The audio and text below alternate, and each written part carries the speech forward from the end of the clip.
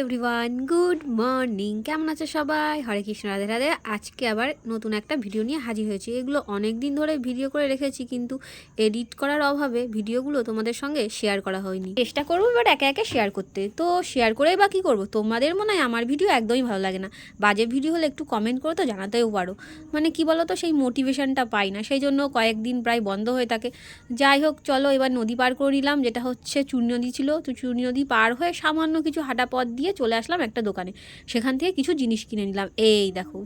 তো চলো এখন যাই। কোথায় যেতে হবে তার আগে হচ্ছে এখানে একটা ট্যাপ কল আছে, এখানে ভালো করে হাত পা ভালো করে ধুয়ে নিতে হবে। ওখানেই বলে দিতে পারি আজকে মঙ্গলবার পুজো দিতে এসেছি। তো এই দেখো, চুনি নদীর পাশে হচ্ছে আমাদের হনুমানজির মন্দির। জয় শ্রীরাম সবাই বলো।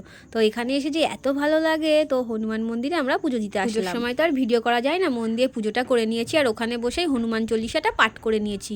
এখন আমাদের পুজো হয়ে গেছে সকাল সকাল, এখন আমরা বাড়ি চলে যাব। কে বলছি যে সত্যি কথা বলতে, সকালবেলায় যদি তুমি পুজো দিয়ে কোথাও কাজে বেরো, তোমার মনটাও ফুরফুরে থাকে, সারাদিনটা খুব ভালো যায়। এই জন্য কথা বলতে বলতে নদীর পাড়ে চলে আসলাম। আবারও কিন্তু নৌকা পার হয়ে আমাদের ওই পাশে যেতে হবে।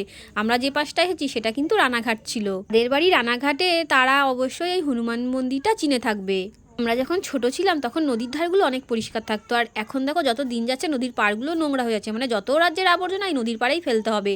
তো দেখো, নদীর জলটা অনেকটাই পরিষ্কার ছিল, নিচের গাছগাছালিগুলো দেখা যাচ্ছিল। আমি একটু ধারে বসে ননদকে দিয়ে একটু ফটো তুলে নিলাম। তারপরে দেখতে দেখতে বাড়ি চলে আসলাম। বাড়ি আসার সঙ্গে সঙ্গে দেখি আমার জন্য 4টে পার্সেল এসছে, সেটা নিয়ে নিলাম। তারপরে বর বাজার থেকে মাছ এনেছিল, সেই মাছের ঝোল রান্না করলাম, আর রান্না করেছিলাম সিম আলুর চচ্চড়ি। এটা দিয়ে আজকে ভাত খাওয়া হবে আমাদের দুপুরে। মিস্ত্রিরা ডবল রোজ করছে, তাই টিফিন দিতে হয়েছিল, আর টিফিনে করেছিলাম ডিম টোস্ট। তো বরের হচ্ছে লোভ লেগেছিল, কিন্তু যেহেতু পাউরুটি আর ছিল না সেজন্য ওকে আর করে দিতে পারিনি।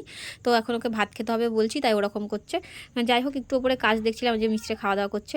তো দেখা হচ্ছে সন্ধেবেলায় কিন্তু একটা বিশেষ জিনিস আমার বর আমাকে খাওয়াবে। তো ততক্ষণ সবাই ভালো থাকো, দেখা হচ্ছে পরে কোনো ভিডিওতে। সবাই ভালো থাকো, টাটা।